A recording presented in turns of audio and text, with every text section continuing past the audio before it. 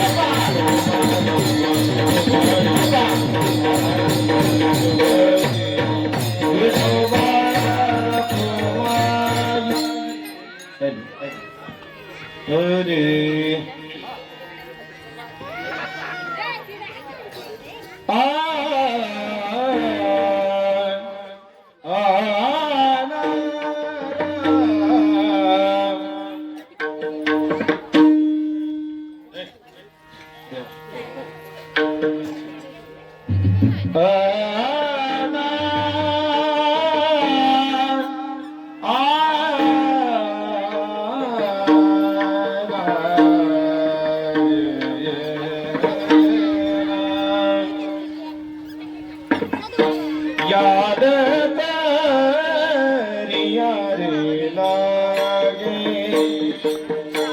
याद करिए याद लागे याद करिया रे लागे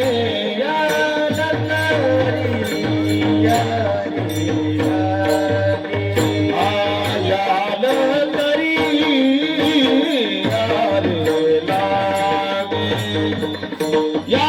करिया रे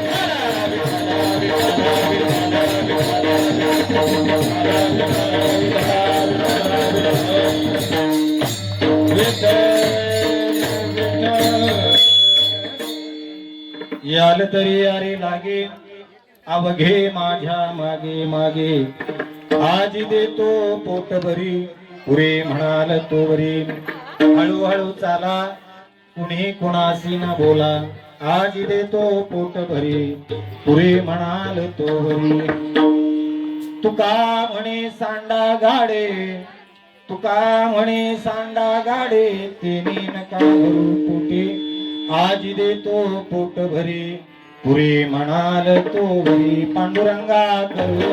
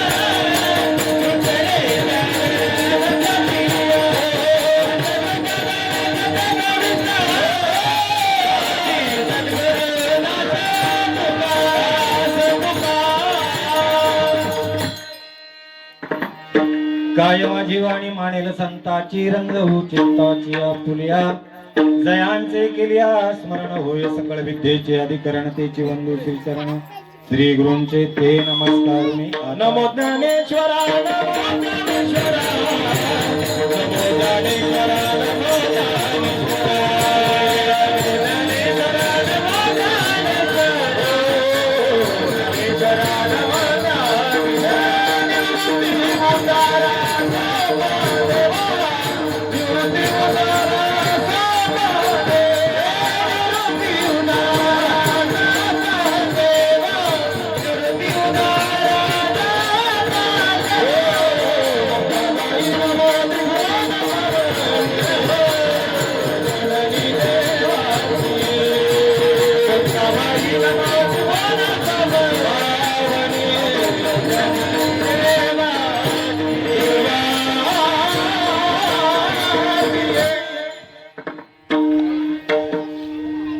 सुंदर अशी महाराजांनी चाल म्हटलेली आहे. तेव्हा एकदा त्यांच्या करता सर्वांनी टाळ्या वाजवा. याल तरी यारी लागे अवघे माझ्या मागे मागे आज देतो पोटभरी तुरे म्हणाल तो वरी हळूहळू चाला कोणी कुणाशी न बोला आज देतो पोटभरी तुरे म्हणाल तो वरी म्हणे सांडा गाडी तेने नका भरू पोटे आज देतो पोट भरी पुरे म्हणाल तो वरी प्राप्त प्रसंगी आज या ठिकाणी काल्याच्या स्वरूपात आज कीर्तन रूपी सेवा आणि या ठिकाणी माझ्या वाट्याला आलेले आहे. सारावात प्रमाणे याही वर्षी या गावामध्ये चालून आलेला हा अखंड हरिनाम सप्ताह आणि या सप्ताहामध्ये मला वाटते 3.5 दिवसाचा हा कार्यक्रम अतिशय छोट्या वस्तीमध्ये का होईना परंतु उत्सव मोठा आहे. वस्ती किती मोठी आहे याला महत्व नाही, उत्सव किती मोठा करतात याला फार महत्व आहे नाही का. जसं आपण म्हणतो माणूस किती जगला याला महत्व नाही तर माणूस कसा जगला याला फार महत्व आहे. तद्वत याच ठिकाणी किती मोठी वस्ती आहे याला महत्व नाही परंतु धार्मिक कार्यक्रम किती करतात याला फार महत्व आहे. विठाला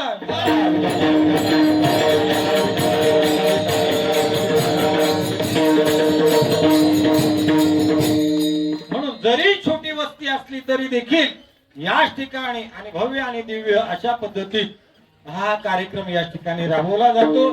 वास्तविक पाहता मला अगोदर सांगणं आलं होतं की बाबा आमच्या गावामध्ये उत्तर कार्याचा कार्यक्रम आहे तेव्हा थोडासा कार्यक्रम लेट होईल आणि म्हणून मी सुद्धा थोडासा हळूहळू चालत आलो.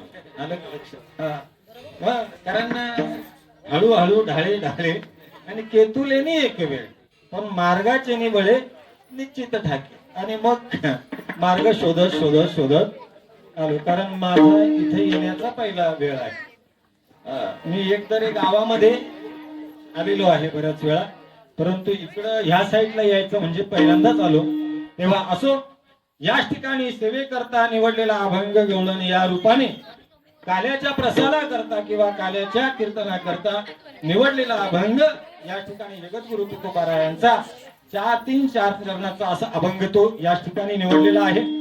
आणि तुकोबाराय या ठिकाणी या अभंगाच्या द्वारा तुम्हा मला या गवळणीच्या द्वारा उपदेश करतात की बाबांनो याच ठिकाणी आपल्याला या एकत्रीकरण करायचं आहे, एकत्रित यायचं आहे आणि एकत्रित येऊन आपल्याला काय करायचं आहे तर काल्याचा प्रसाद सेवन करायचा आहे. विठाला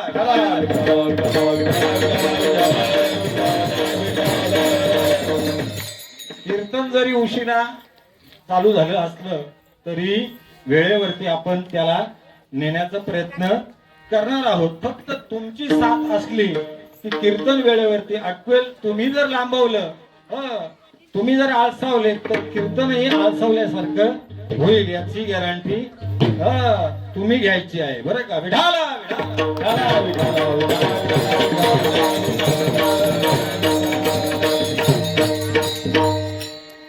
भगवान परमात्म्याचा हा काला आहे. काला कुठेही होत नाही, काला कुठेतरी होत नाही आणि काला कुठे कुठे होतो. काला कुठेही होत नाही आणि काला कुठे कुठे होतो. बघा तुम्ही मागच्या द्वापार युगामध्ये जर आपण बघितलं तर द्वापार युगामध्ये काला कुठेही झाला नाही. काला फक्त गोकुळामध्ये झाला. काला दुसरा कुठे मथुरेत काला झाला नाही, वृंदावनामध्ये काला झाला नाही, परंतु काला फक्त गोकुळामध्ये झाला. म्हणून म्हटलेलं आहे गोकुळीच्या सुखा अंत पार नाही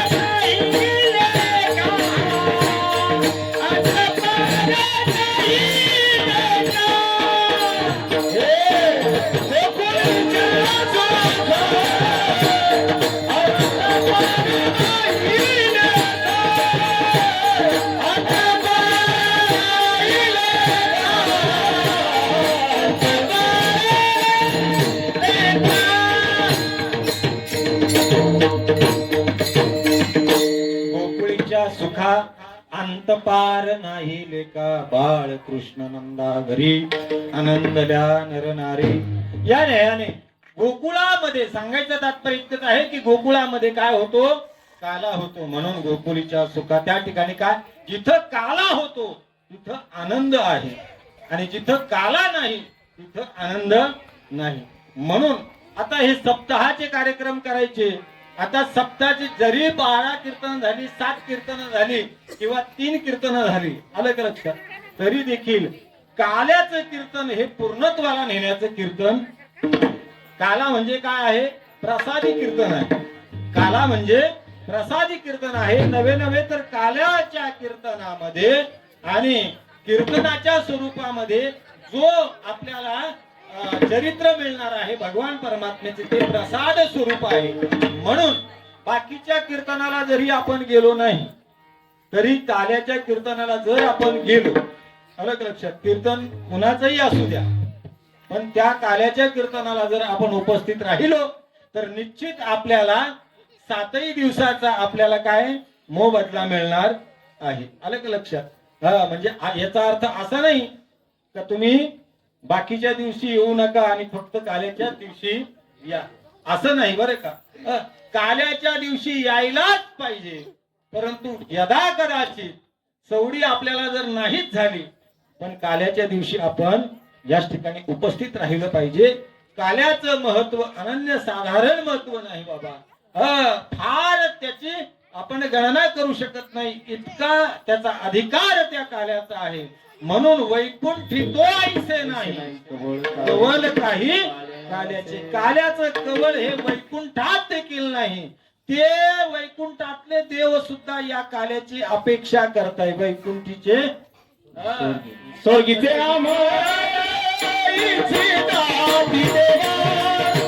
स्वर्गीचे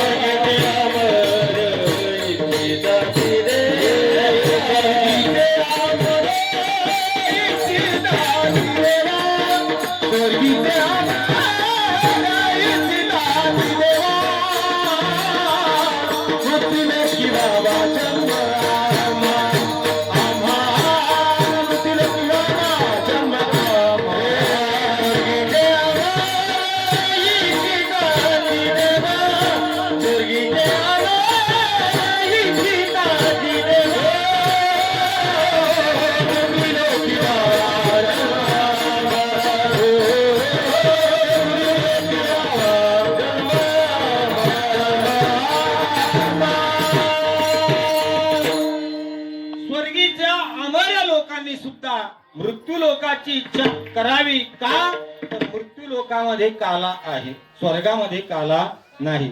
मग आता स्वर्गातले लोक भाग्यवान का मृत्यू लोकातले लोक भाग्यवान? मृत्यू लोकातले लोक भाग्यवान म्हणजे मृत्यू लोकातले लोक भाग्यवान म्हणजे आपण भाग्यवान, बरोबर आहे की नाही? आपण कुठले आहेत? पाताळातले आहेत का? नाही, आपणही मृत्यू लोकातलेच आहोत, म्हणून आपण भाग्यवान आहोत. आपण भाग्यवान आहोत कशावरून? तर आपण या मंडपामध्ये येऊन बसलो म्हणून. जे मंडपात आले नाही ते भाग्यवान. म्हणजे तुम्हाला बोलतो असं नाही बरं का, मंडपात म्हणजे तुम्ही आता श्रवणात आहातच. तुम्ही असं गैरसमज करू नका. तुम्ही कीर्तनालाच आलात म्हणजेच या कीर्तन काल्याच्या कीर्तनाला जे आलात ते भाग्यवान आहेत. परंतु जे घरी बसून आहेत ते भाग्यवान ठरतील का? नाही, ते भाग्यवान ठरू शकत नाही. परंतु जे कीर्तनाला आले ते भाग्यवान आहेत. म्हणून बाबांनो की हा काल्याचा जो प्रसाद आहे तो कुणाच्याही प्रारंभात सांगितली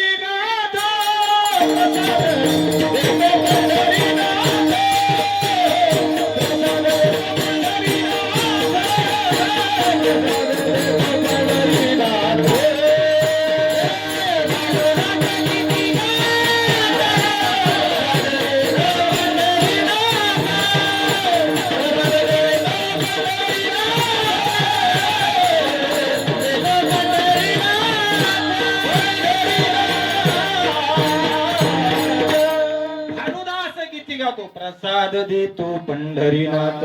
या ठिकाणी पंढरीनाथ स्वतः अदृश्य रूपाने येऊन काय करतात तर प्रसाद आपल्याला काय करतात वाटतात बाबा. म्हणून या ठिकाणी काल्याला येणं फार गरजेचं आहे. सवडी काढून या ठिकाणी आपण आलो पाहिजे काल्याच्या प्रसादाकरता. मग या ठिकाणी काल्याचा प्रसाद ज्या वेळेला आपण श्रवण करतो का तर या ठिकाणी संत मांदी आहे आणि या संत मांदीच्या सहवासामध्ये आपण बसलो आणि त्या सहवासामध्ये आल्यानंतर आपल्याला आपले जे दुर्गुण आहेत ते दुर्गुण नष्ट होतात. काल्याचा प्रसाद आपण श्रवण केल्याचा फायदा सांगतो तुम्हाला. काल्याचा प्रसाद ज्या वेळेला आपण श्रवण करतो त्यावेळेला आपले जे दुर्गुण आहेत ते दुर्गुण आपले काय होतात तर पळून जातात आणि सद्गुण आपल्याला या ठिकाणी प्राप्त होतात. म्हणून या ठिकाणी काल्याचा प्रसाद श्रवण करायचा आहे. काल्याचा प्रसाद म्हणजे बुंदी लाया हा काल्याचा प्रसाद नव्हे तर काल्याचा प्रसाद म्हणजे सदविचाराची देवाणघेवाण आहे म्हणजेच काल्याचा प्रसाद आहे. विठाला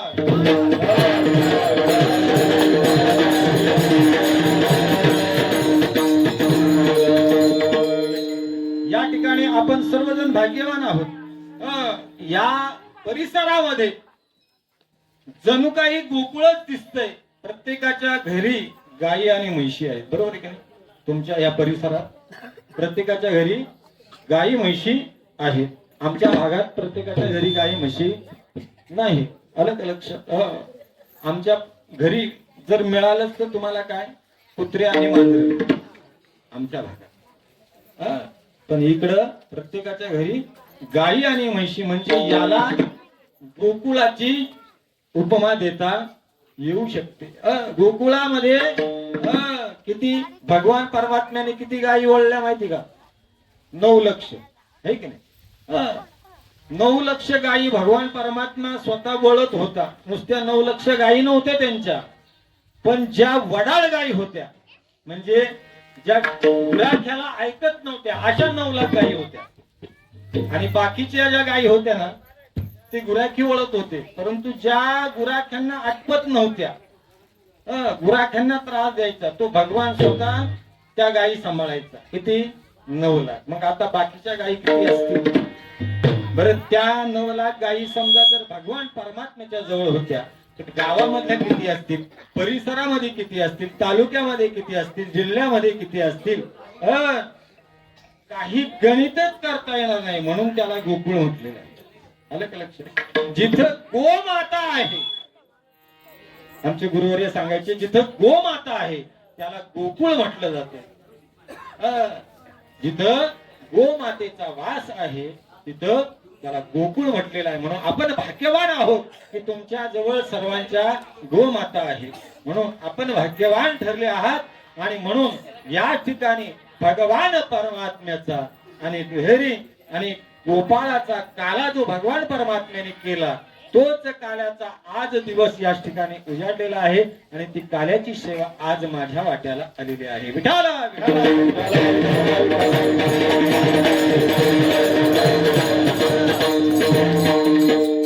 भगवान परमात्म्याने या काल्याच्या प्रसंगामध्ये अनेक चरित्राचं वर्णन केलेलं आहे, अनेक चरित्राचं वर्णन केलेलं आहे. परंतु भगवान परमात्मा या ठिकाणी जे भगवान परमात्मा त्या पेंड्या सुदामा वाकड्या बोबड्या त्या सर्वांना सांगतात.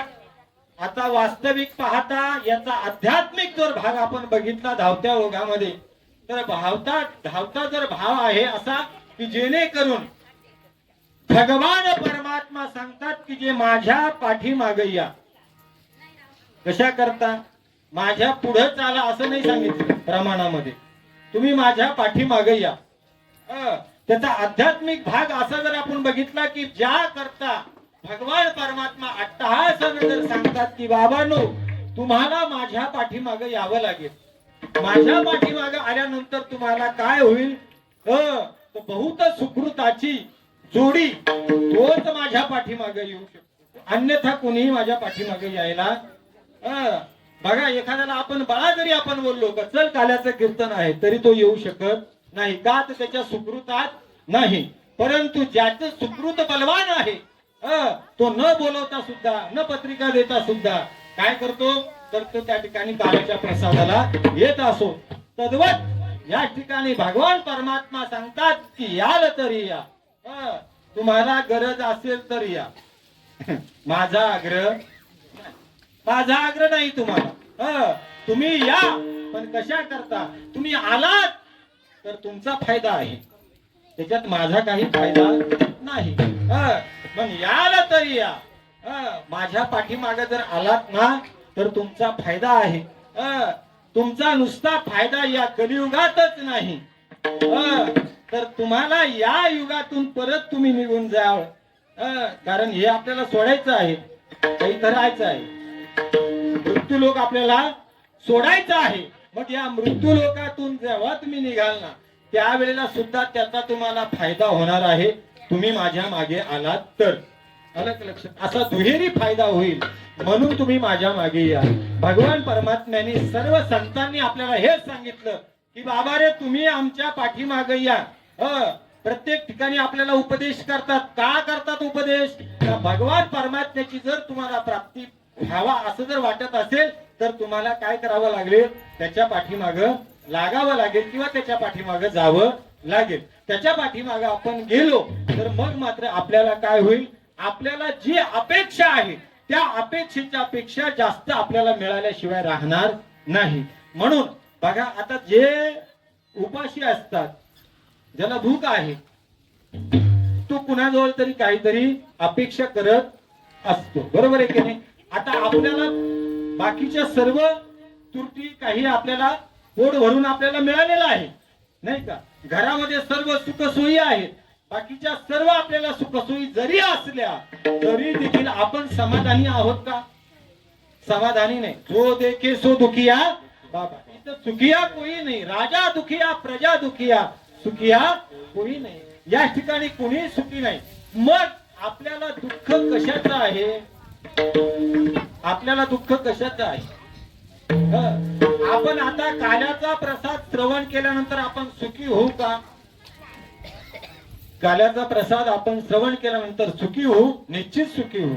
परंतु संतांनी जसं सांगितलं तशा पद्धतीत जर आपण श्रवण केलं तर सुखी होऊ.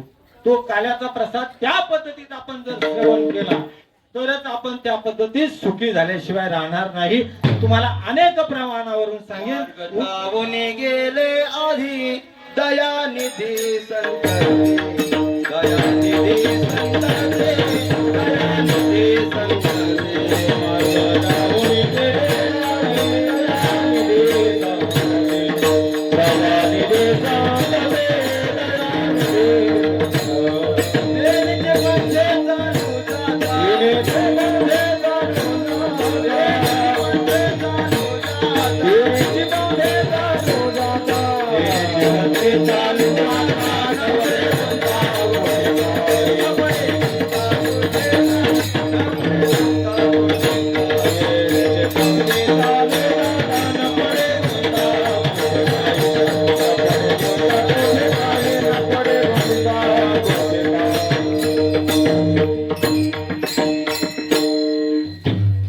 मार्ग दावणी गेले आधी दयानिधी संत ते तेनेची पंथे चालू जाताना पडे उंटा कुठे काही त्या मार्गाने जर तुम्ही गेलात साधू संतांच्या मार्गाने गेलात तर गुंता तिथं पडणार नाही.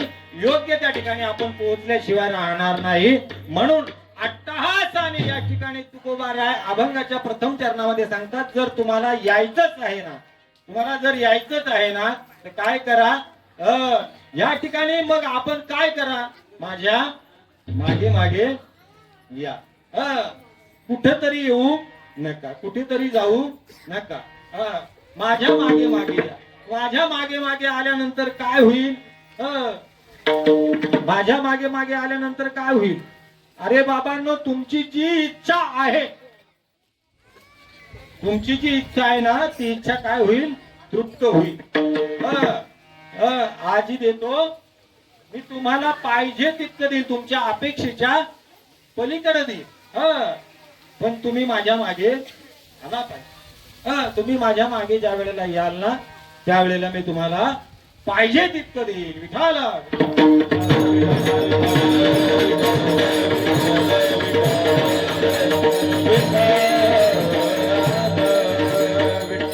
म्हणून अभंगाच्या प्रथम चरणामध्ये ते सांगतात याल तरी यारे लागी, याल तरी यारे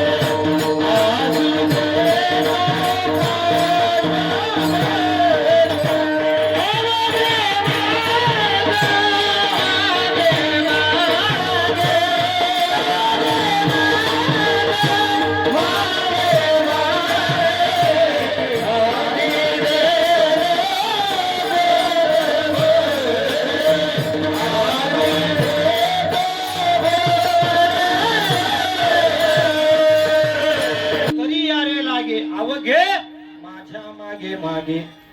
आता या ठिकाणी देवानं सांगितलं बाबा तुम्ही थोडेच लोक या असंही म्हटलं नाही, सर्वांनी या. कुणालाही तशी कमी जास्त लेखलं नाही देवानं, कुणालाही कमी जास्त लेखलं नाही. बघा तुम्ही याल तरी या, परंतु अवघे या. अवघे या शब्दाचा अर्थ असा आहे की अवघे म्हणजे अरे जिथं जेवढे आहेत तेवढे या, त्याच्यात निवड नाही. अवघे या. का अवघे या, तर माझ्याजवळ भेद नाही. आलं लक्षात, देवाजवळ भेद नाही आणि ज्या देवाजवळ भेद आहे तो देवच नाही. विठाल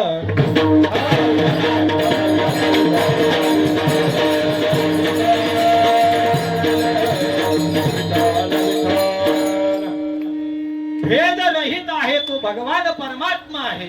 म्हणून भेद रहित आपण म्हणतो, भेद रहित वारीशी जाईन, हाती बोधाचा झेंडा मी घेईन.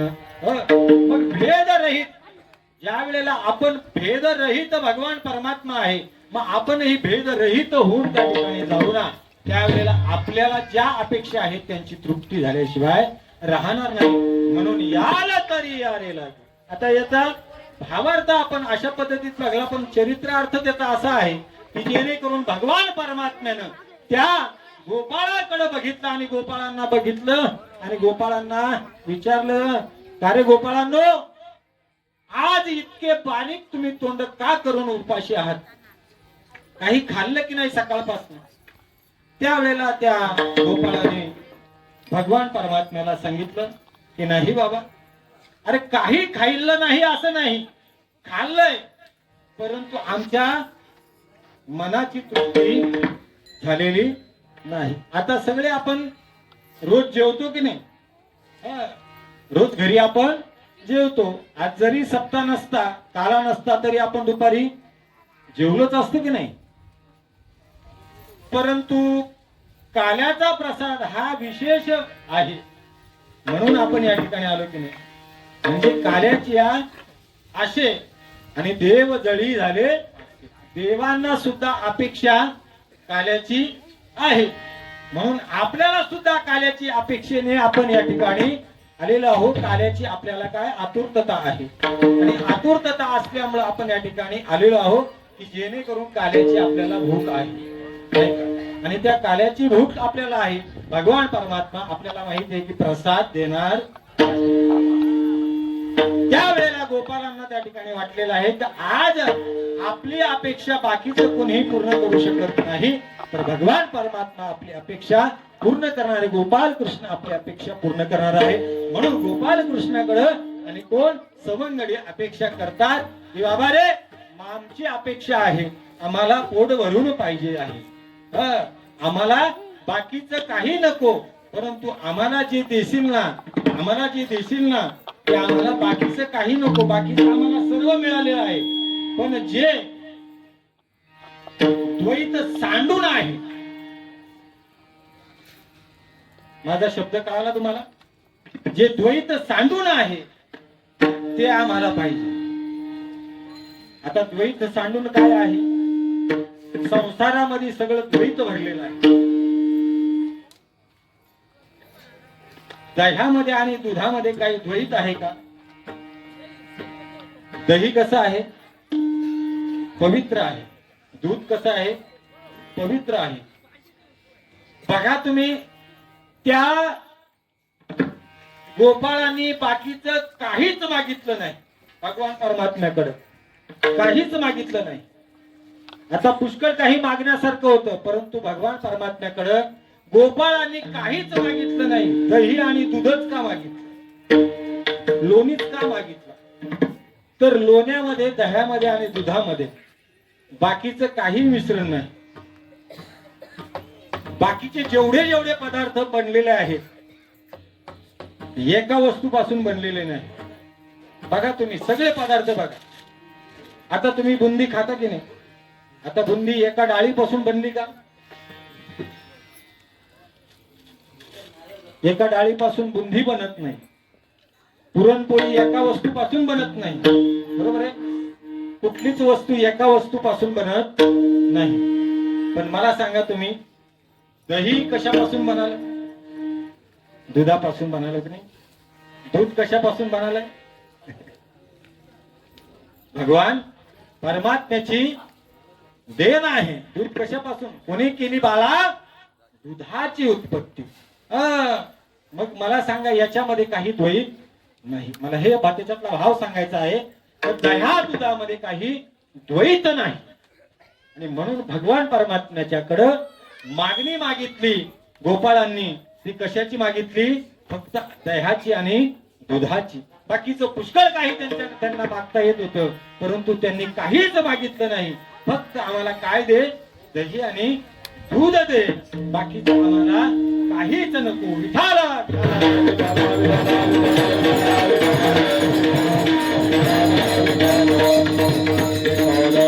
आणि म्हणून भगवान परमात्म्याने त्यांची मागणी मान्य केली, आणि म्हणाला भगवान परमात्मा अभंगाच्या दुसऱ्या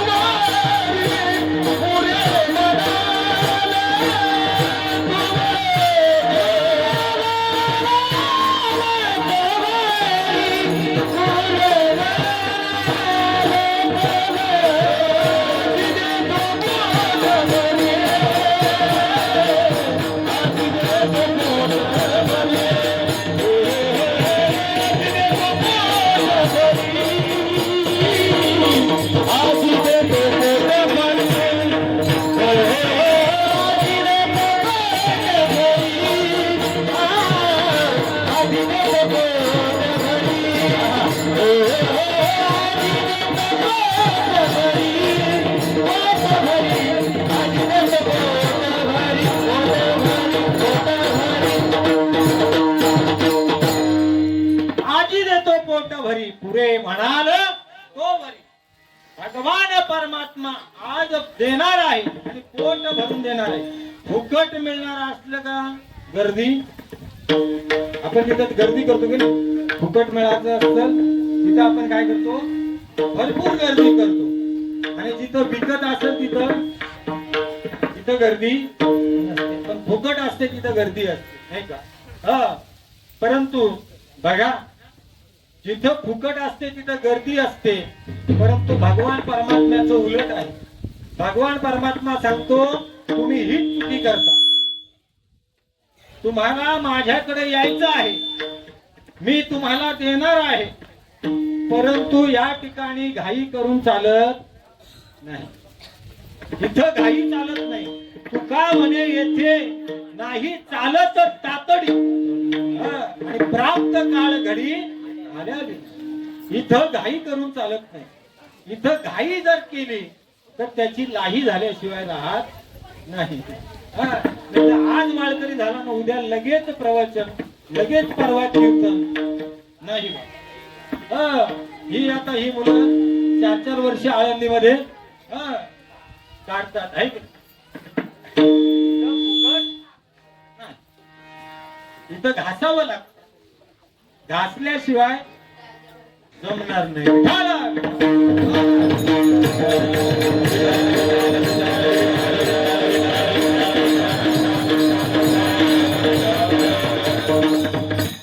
भगवान परमात्म्याने सांगलं बाबा इथं घाई करून चालत नाही.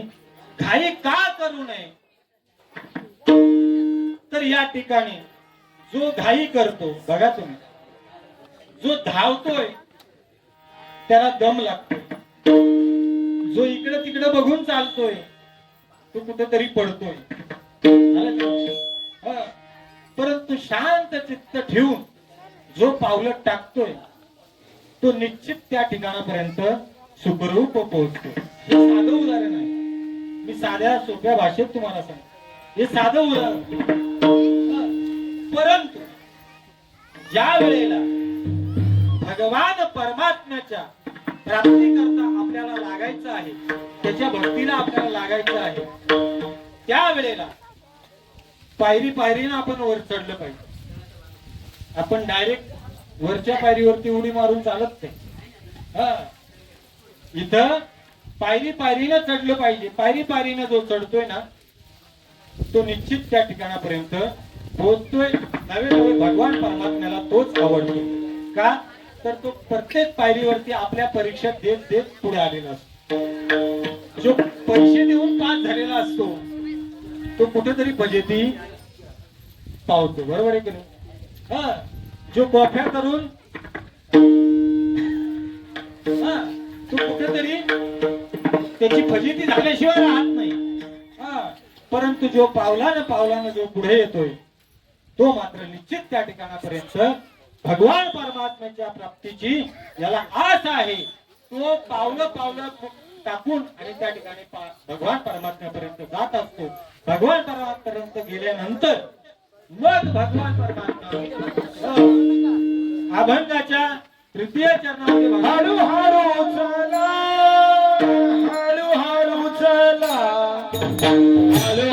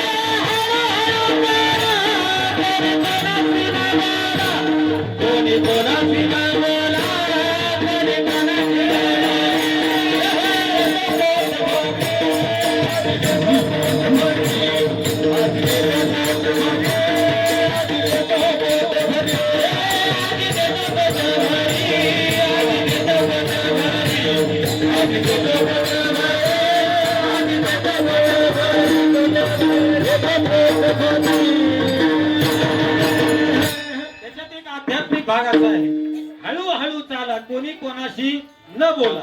आता भगवान परमात्म्याने पोट भर दिलंय, बरोबर आहे. जे पाहिजे होतं ते दिले. दिल्यानंतर आता हळूहळू चाला. आता ते घेऊन हळूहळू चाला. का तर जर तुम्ही जोरात चाललात तर तुमच्या हातामध्ये प्रसाद आहे, भगवान परमात्म्याचा प्रसाद आहे. तुम्ही जर जोराने चाललात तर तो पडेल, है की? म्हणून हळूहळू चाला.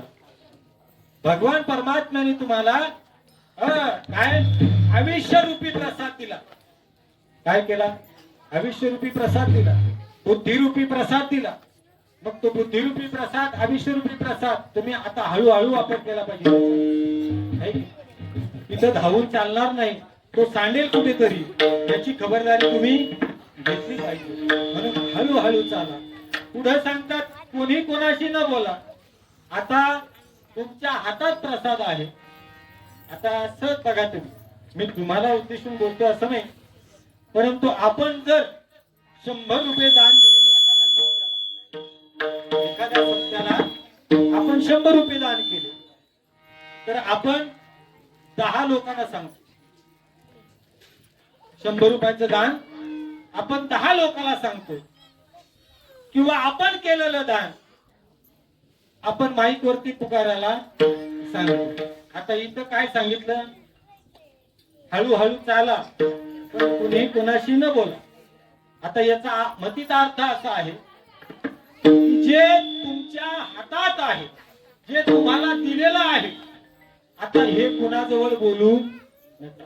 म्हणजे तुम्ही जे सत्कर्म केलेले आहेत, जे सत्कर्म केलेले आहेत, आता ते बोलायचं त्या सत्कर्म लोकांना सांगत सुटायचं.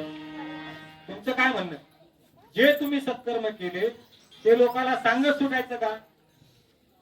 मी अमुक केलं, मी अमुक केलं, मी इतकं दान केलं, हे लोकांना सांगण्याचा विषय नाही. म्हणून कोणी कोणाशी बोलू नका, कुणालाही सांगू नका आणि कोणालाही बोलू नका. याचा आध्यात्मिक हा भाग आहे की कोणी कोणाशी बोलू नका. याच्याने काय होतंय? जर तुम्ही जे दान दिलेलं आहे, जे सत्कर्म केलेलं आहे, जे पुण्यकर्म केलेलं आहे, ते काय होईल? लयाला जाईल. ते लयाला जाईल, ते सांडून जाईल, त्याचा तुम्हाला उपयोग होणार नाही. म्हणून बाबांनो कुणी कुणाशी न बोला अशा पद्धतीत या ठिकाणी जर तुम्ही परमार्थ केला तर तो सिद्धीस गेल्याशिवाय राहणार नाही. विठोबार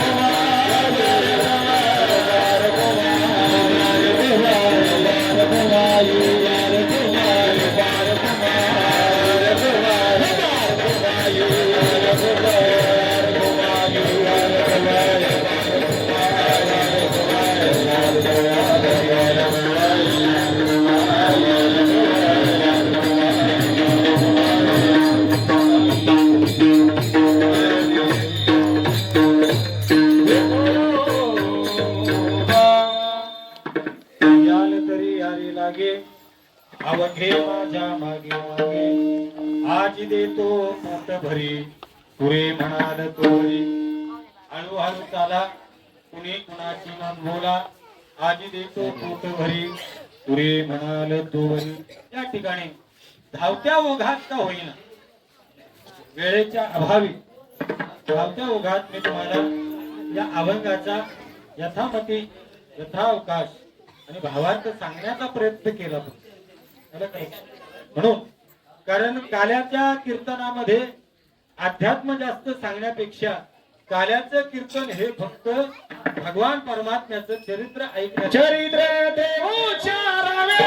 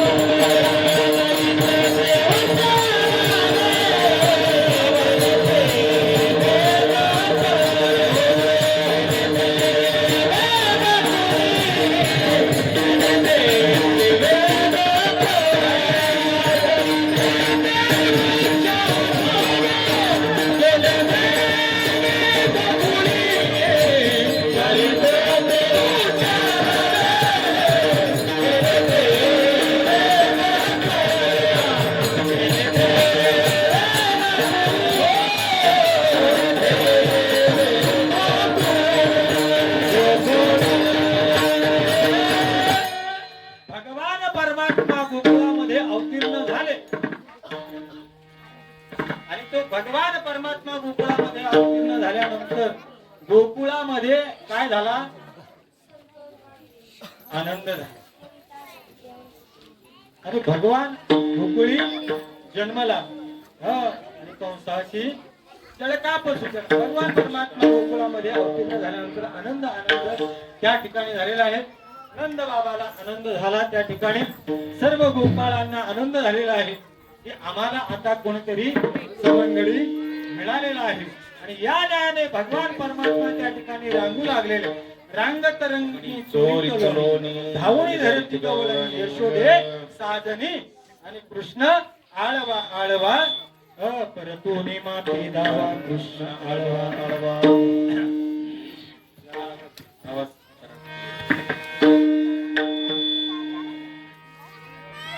गोकुळामध्ये भगवान परमात्मा आणि रांगत असताना तळवे तळ हात टेकिता डाव्या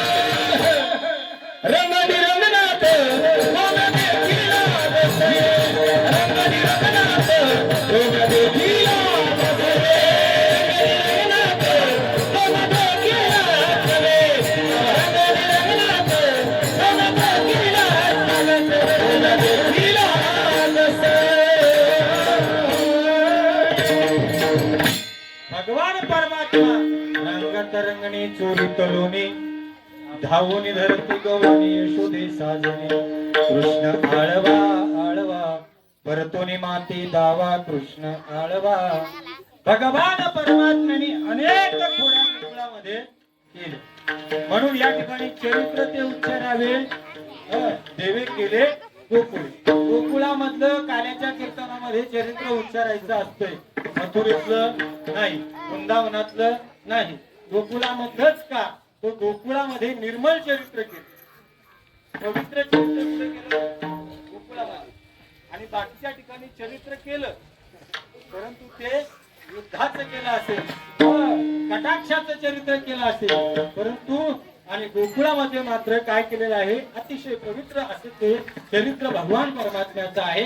म्हणून उल्लेख गोकुळातल्या चरित्राचा आहे, अन्यथा कुठल्याही ठिकाणचं चरित्र उच्चारायला सांगितलेला नाही. विठाल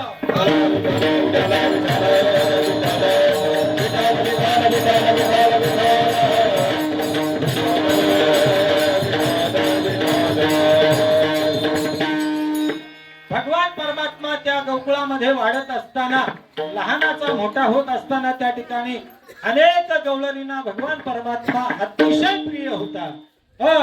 कारण राजस कुमारा मदनाचा पुतळा, राजस सुकुमार मदनाचा पुतळा, राजस सुकुमार मदनाचा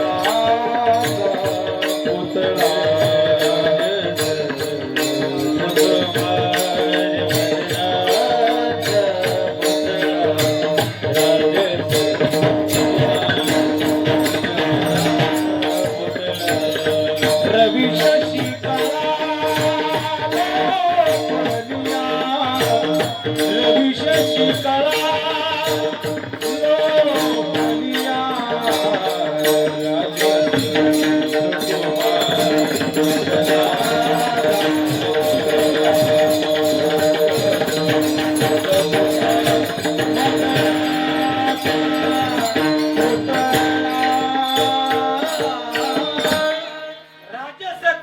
मदनाचा पुतळा रवी शशी कळा लोकले. भगवान परमात्म्याचं ते तेज होत, ते अतिशय अवर्णीय तेज होत, वर्णन करू शकत नाही भगवान परमात्म्याचं इतकं तेज होत.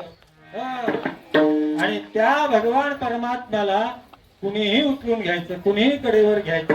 आणि त्या गोकुळामध्ये साऱ्या गोपाळांना आणि गवळणींना भगवान परमात्मा अतिशय प्रिय झाला होता.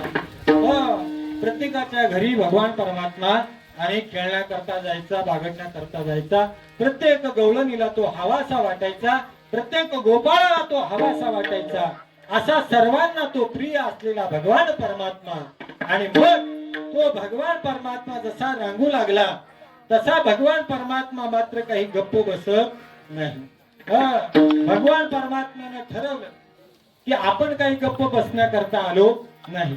म्हणून भगवान परमात्म्याने काय करायला सुरुवात केली? चाळे करायला सुरुवात केली. कारण भगवान परमात्मा या ठिकाणी जो अवतीर्ण झालेला आहे तो काही लीला करण्याकरता अवतीर्ण झालेला आहे. नुसता अवताराला आला का भगवान परमात्मा? नाही, काहीतरी उद्देशाने तो त्या या ठिकाणी अवताराला आलेला आहे. म्हणून आपल्याला ज्या अवताराला आपण आलेला आहोत ते अवतार आपण या ठिकाणी काय केलेलं आहे? आता चालू केली पाहिजे, ती लीला चालू केली पाहिजे. म्हणून भगवान परमात्म्याने त्या ठिकाणी लीलेला सुरुवात केली. आणि भगवान परमात्म्याने लीलेला सुरुवात केल्यानंतर मग मात्र भगवान परमात्म्याने तुका म्हणे मोही एकल्याचा खेळ आणि म्हणून या मेळ मिळविला.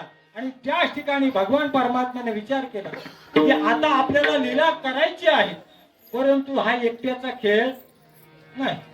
आता सत्ता करायचा म्हटला की गावातल्या एकट्या माणसाचं काम आहे का? काय म्हणणं? गावातल्या एकट्याचं काम नाही. सप्ताह करायचा म्हटला की सर्व गाव एकत्रित आलं पाहिजे.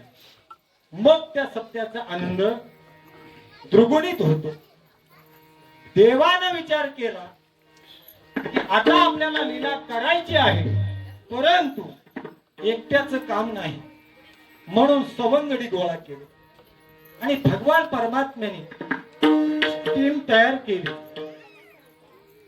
भगवान परमात्म्याने टीम तयार केली. भगवान परमात्म्याने बघितलं पहिल्यांदा की आता आपल्याला लीला करायची आहे. माझ्या जवळ हे सवंगडी आहे, परंतु ते सवंगडी कसे आहे? अतिशय दुबळे आहे. मग हे धष्टपुष्ट झाले पाहिजे. त्यांना विचारलं, वा तुमच्या तब्येती अशा का? त्यावेळेला त्यानं सांगितलं, अरे तुमच्या घरी सर्व दही दूध तुप्त आहे, मग तुम्ही असे इतके रोड झाले का? त्यावेळेला त्यांनी सांगितलं की दही दूध सर्व मथुरेला जात आहे, आमच्या घरी फक्त काय ताक राहत. आमच्या घरी काय राहत आहे? ताक राहते. दही दूध कुठे जाते? मथुरेला जाते. आमच्या घरी ताक आहे. येथे नवनीताचे पूर. घरी काय आहे? ताकाचे सरोवर आणि येथे नवनीताचे पूर. म्हणून घरी फक्त काय आहे? ताक आहे. आणि त्या ताकाला आम्ही काय करतो? आमची तहान भागवतो, आमची भूक भागवतो. म्हणून आम्हाला या अशा तब्येती आहेत. भगवान परमात्म्याने विचार केला, ठीक आहे म्हणे, आजपासून काही नाही, चिंता करू नका, आता ती जिम्मेदारी मी घेतो. मथुरेला आपल्याला काय तर लोणी दही दूध पाठवायचं नाही. मग भगवान परमात्म्यानं आणि सर्व टीम तयार केलेली आहे आणि एक एक घरी तो त्याच ठिकाणी काय करायचा? मोर्चा न्यायचा. रात्री भगवान परमात्मा चोरी दिवसा करत नाही. चोर चोरी दिवसा करतो का? नाही, रात्री करतात.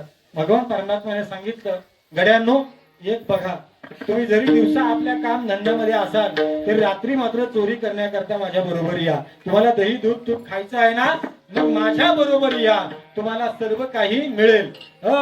येथे मी काय तुम्हाला पाहिजे तितकं देईल. किती देईल? पुढे म्हणाल तो बरी, इतकं देणार आहे, पण तुम्ही माझ्या मागे मागे या. भगवान परमात्म्यानं सांगितलं. ते सर्व सवंगडी भगवान परमात्म्याच्या मागे मागे फिरू लागले. भगवान परमात्म्याच्या मागे फिरू लागले. एका गवळ्याच्या घरी त्या ठिकाणी गेलेले आहेत. गवळ्याच्या घरी गेल्यानंतर आणि भगवान परमात्म्याने काय केलं? दोघे नवरा बायको झोपले होते. त्याच ठिकाणी भगवान परमात्मा गेलेला आहे. त्यांचं दही दूध त्या ठिकाणी सर्व गोपाळांना वाटून दिलेलं आहे. आणि जाता जाता भगवान परमात्म्यानं विचार केला की काहीतरी आता या ठिकाणी आपण लीला करून गेलं पाहिजे. म्हणून की मी या ठिकाणी मी येऊन गेलो, याची प्रचिती काहीतरी यांना आली पाहिजे. म्हणून भगवान परमात्म्याने काय केलं, त्याच ठिकाणी आणि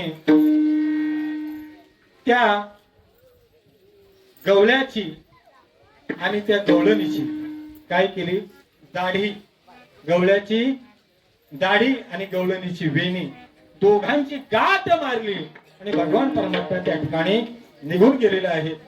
पहाटेची वेळ झालेली आहे, गवळण उठलेली आहे. बघितलं तर तिच्या वेणीला झटदिशी झटका बसला.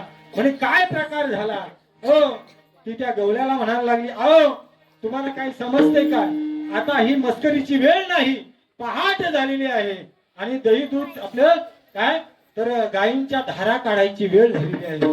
उठा म्हणे, ही मस्करी करण्याची वेळ नाही. त्यावेळेला आणि गवळी म्हणाला, अगं मी मस्करी करत नाही, तुलाच मस्करीचं वेळ लागलेलं आहे. ती त्याला म्हणते, तो तिला म्हणतोय. त्यावेळेला दोघांच्या लक्षात आलंय की आपण दोघंही एकमेकाची मस्करी करीत नाही, तिसराच कोणी आपले मस्करी करून गेलेलं आहे. आणि मग मात्र ती गाठ दोघे सोडायला लागलेली आहेत. परंतु त्यावेळेला काही लाईटची सुविधा नव्हती आणि बत्ती वरच्या माळ्यामध्ये होती. त्यावेळेला बत्ती असायची आणि बत्ती वरच्या माळ्यावरती ठेवलेली होती. माचीस जवळ नव्हती. माचीस शोधण्याकरता कोणाऱ्यापर्यंत जायचं आहे, म्हणून दोघेही पलंगावरून उठलेले आहेत. आणि दोघे पलंगावरून उठल्यानंतर अंधाऱ्यामध्ये गवळण जरा जोरात चालली की याच्या दाढीला झटका बसायचा आणि हा जोरात आरडायचा, म्हणजे तुला काही समजते का. त्यावेळेला मात्र गवळण मात्र म्हणायची, अहो तुम्ही जरा हळू चाला, माझ्या वेणीला झटका बसतोय. आणि गवळण म्हणायची, तुम्ही हळू चाला, माझ्या वेणीला झटका बसतोय. आणि नंद बाबा तो म्हणायचा, तो गवळी म्हणायचा, अगं तू हळू चाल, माझ्या दाढीला झटका बसतोय. दोघांचा असा संवाद चालायचा. दोघे भांडायचे. दोघे भांडत भांडत माशीस पर्यंत गेले. माचीस ओढलेली आहे, बत्ती लावलेली आहे. बघतात तर बापरे, ही गाठ आहे, ही गाठ काही सुटत नाही. गाठबाई कोणाशी सुटेना. ही गाठ भगवान परमात्म्याने मारली होती, तुमच्या आमच्या सारख्याने मारलेली नव्हती का. ती भगवान परमात्म्याने ती गाठ मारलेली होती. ती भगवान परमात्म्याची गाठ कुणाला सुटत नाही. सुटण्याचा सोडण्याचा प्रयत्न भरपूर केला, उजाडलं आणि मग मात्र त्यांनी ठरवलं की ही गाठ दुसरी कोणी मारली नाही, तर ती त्या यशोदेच्या पोरानेच मारलेली आहे. आता तिथं गेल्याशिवाय पर्याय नाही, तिथं गेल्याशिवाय ती गाठ सुटणार नाही. आणि म्हणून ती मिरवणूक कुठे निघाली, ती मिरवणूक नंद बाबाच्या वाड्याकडे निघाली. नंद बाबाच्या वाड्याकडे निघालेली ती मिरवणूक आहे. आणि ते आता एवढं दृश्य त्या ठिकाणी निघाल्यानंतर मला सांगा तुम्ही, रस्त्यामधून दाढीची आणि वेणीची गाठ मारलेली आहे. आता दाढीची आणि वेणीची गाठ मारलेली आहे आणि तशी वरात ती निघाली. आता तुम्ही सांगा, नुसती नवरा नवरीची वरात आली तरी सर्व गाव बघायला निघतं. आता ही दाढीची आणि वेणीची गाठ मारलेली वरात, हिला बघण्याकरता किती पूर्ण गाव त्या ठिकाणी गोळा झालेला आहे. आणि नंद बाबाच्या त्या ठिकाणी आलेले आहे. नंद बाबाच्या त्या ठिकाणी आल्यानंतर मात्र नंद बाबाला सांगितलं की बघा, तुमच्या कानानं आज काय करामत केली. काय केली बाई करणी, पतीची दाढी आणि माझी वेणी याने गाठ मारुनी. गाठबाई कुणाशी सुटी, आवरिया वरिया आपला काना, आवरिया वरिया आपला काना.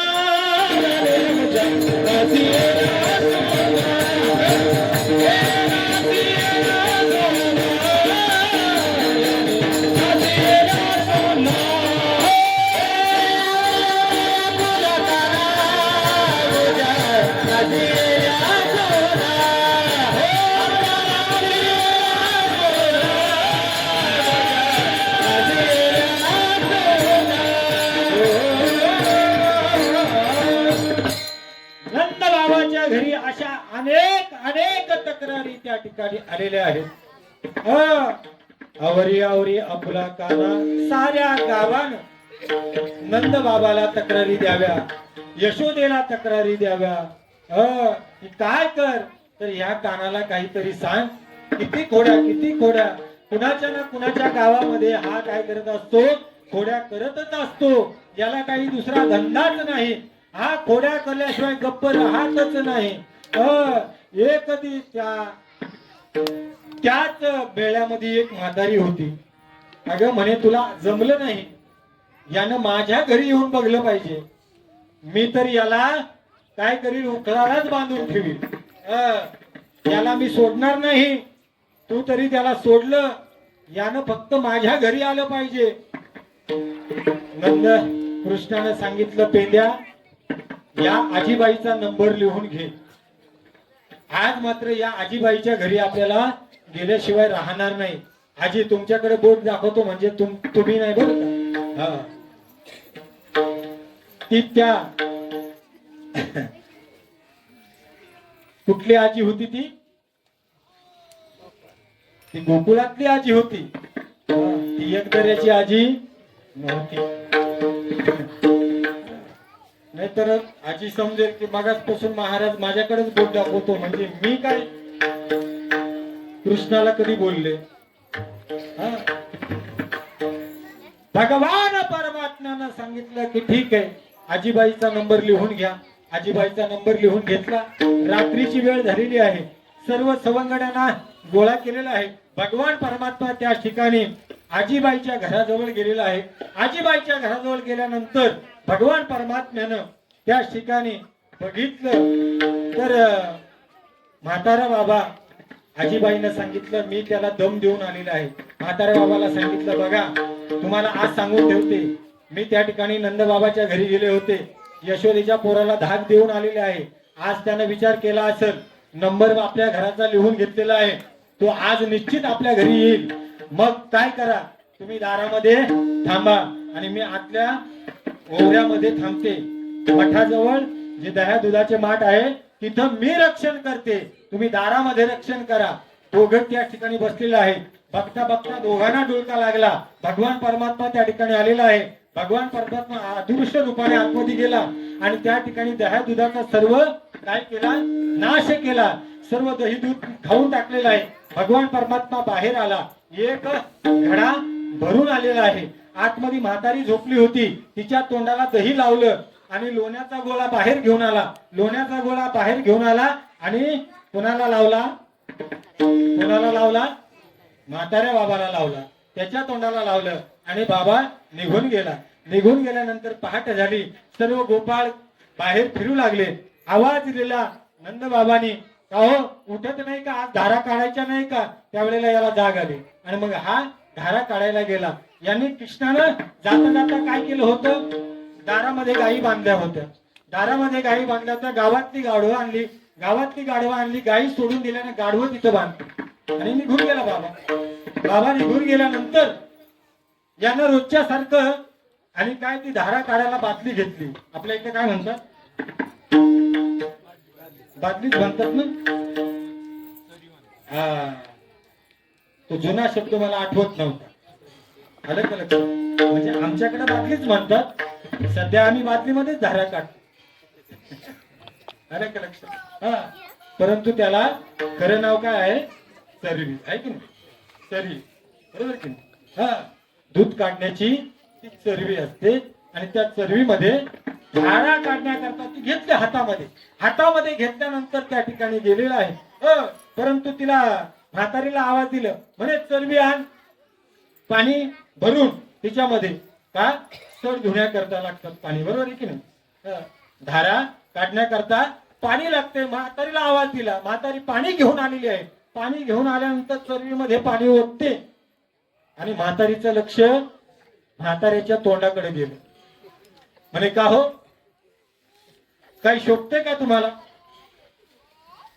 गावात मध्ये लोक त्या कृष्णाला बोलत होते, त्या कानाला बोलत होते, त्याच्यावरती आळ घेत होते.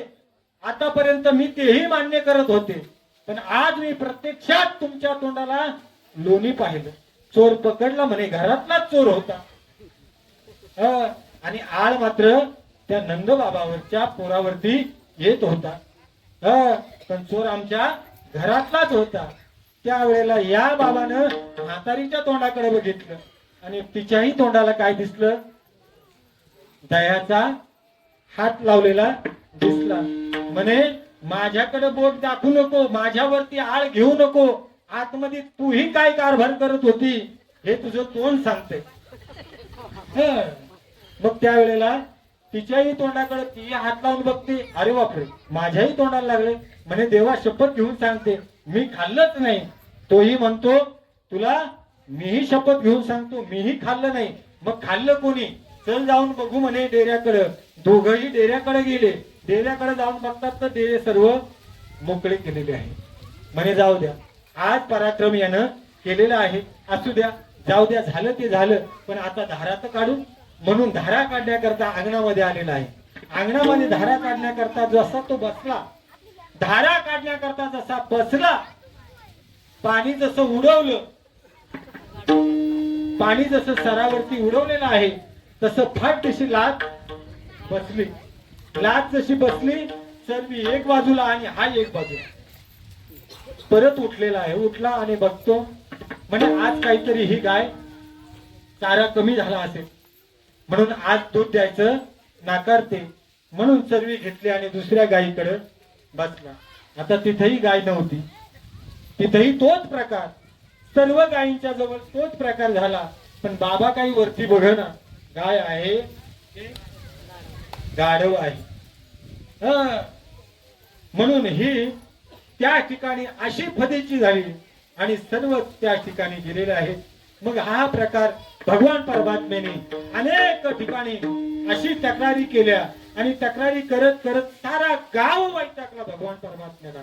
आणि मग मात्र ठरवलं, सर्व गाव त्या नंदबाबाच्या घरी गेला आणि नंदबाबाला सांगितलं की बाबा आता तुझ्या नंदात तुझ्या पोरानं आम्हाला त्रास दिला बा.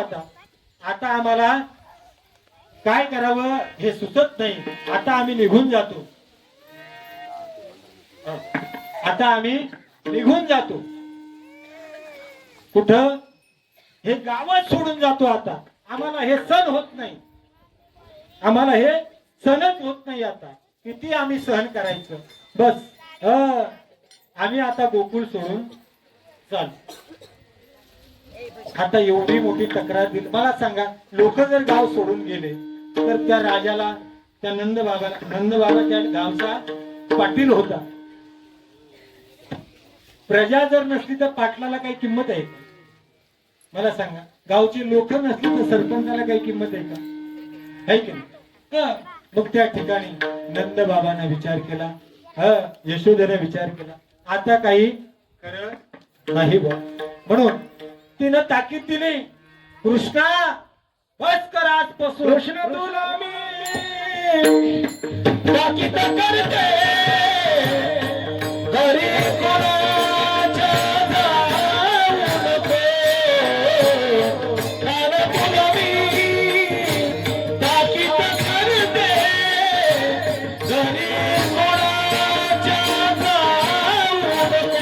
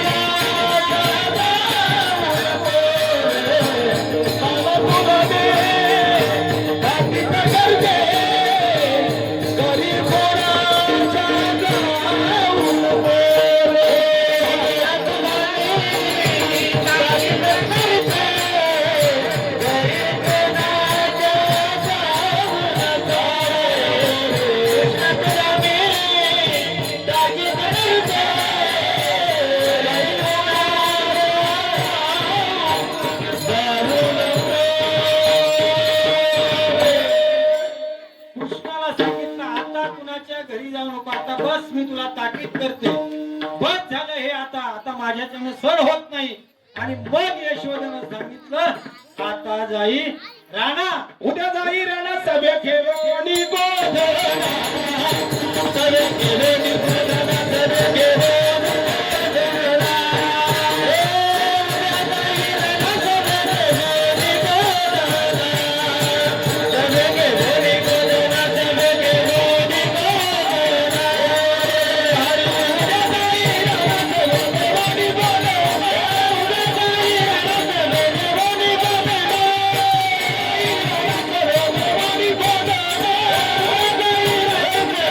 राणा सभे खेळोनी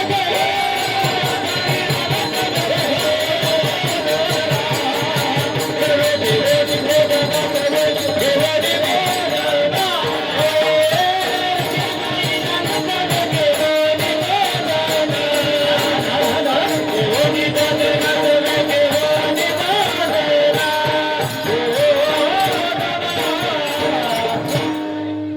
भगवान परमात्म्याला सांगितलं की आता जाई राणा सवे घेऊन गोधना. भगवान परमात्मा आणि मग गाई गोपाळासह कुठे निघालेला आहे तर गाई चारण्याकरता भगवान परमात्म्याने ठरवलं आता आता गावामध्ये राहायचं नाही. अरे तुम्ही गाया घेऊन सारे तुम्ही गाया घेऊन सारे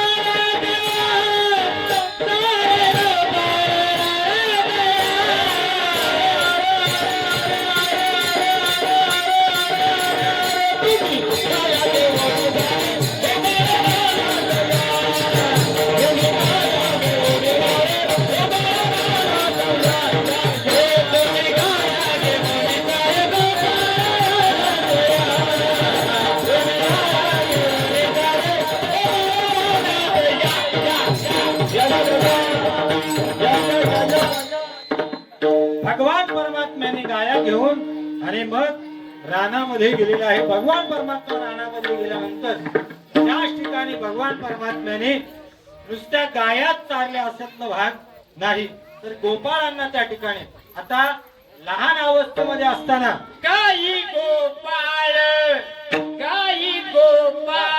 सवंगडी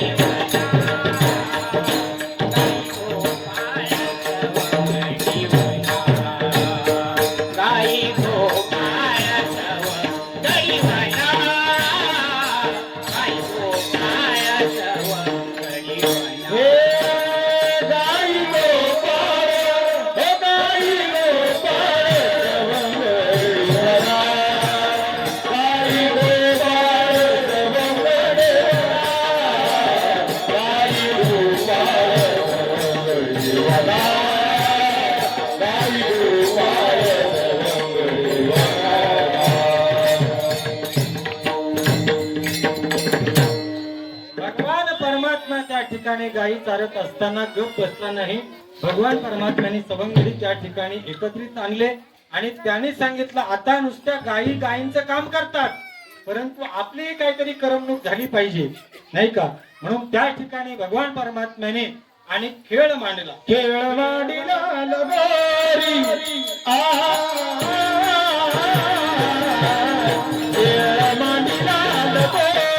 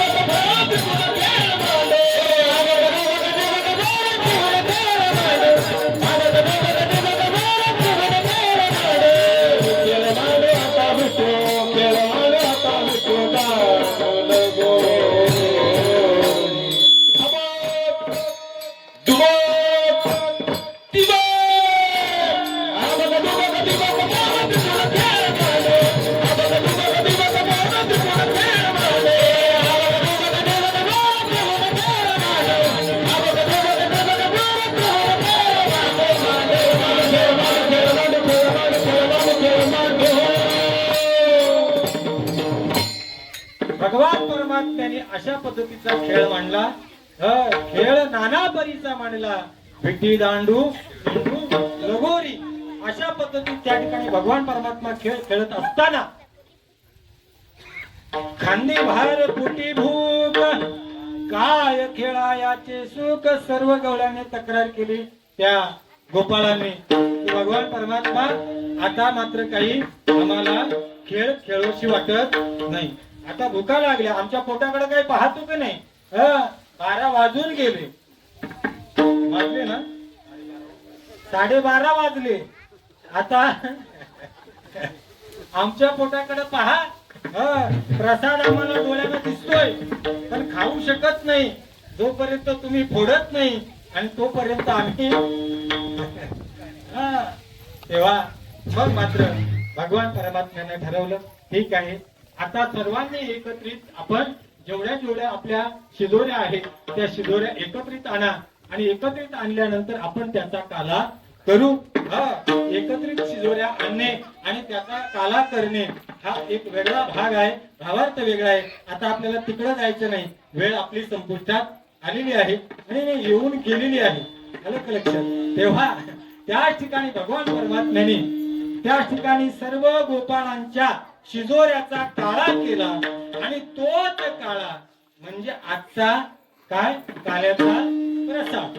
आलं का लक्षात? म्हणून याच ठिकाणी अशा पद्धतीत भगवान परमात्मा आणि याच ठिकाणी काळा करत असतो. एकदा मोठ्या प्रेमाने आता आपण भजन करा. आतापर्यंत तुम्ही भजन केलं, तुम्ही भजन केलं नाही, आता करणार नाही. ज्ञानेश्वर माऊली महाराज माऊली ज्ञानेश्वर माऊली महाराज माऊली ज्ञानेश्वर माऊली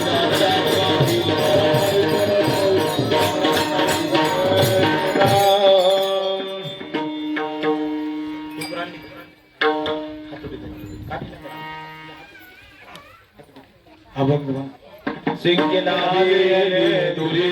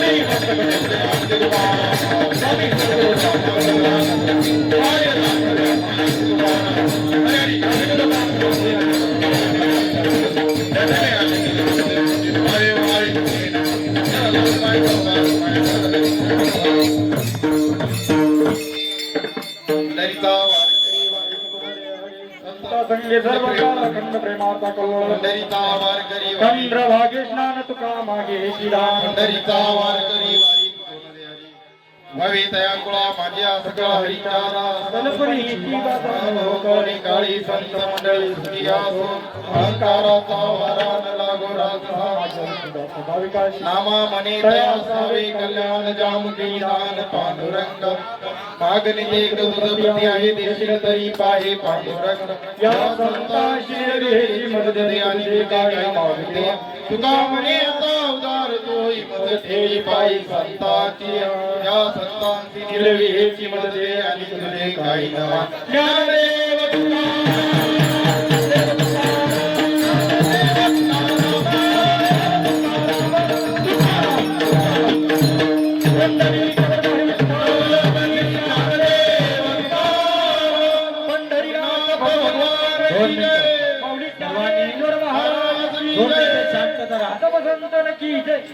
दोन मिनिटं सर्वांनी शांतता.